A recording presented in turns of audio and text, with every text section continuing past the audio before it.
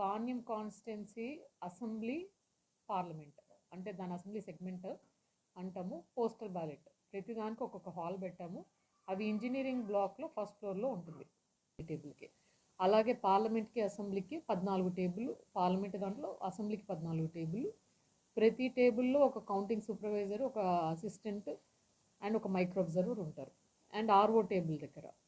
So ఇప్పుడు counting అనేది మనకి 8 గంటలకు స్టార్ట్ అవుతుంది. 8 గంటలకు స్టార్ట్ అయినప్పుడు ఫస్ట్ మనం పోస్టల్ బ్యాలెట్ అసెంబ్లీవి చేస్తాము.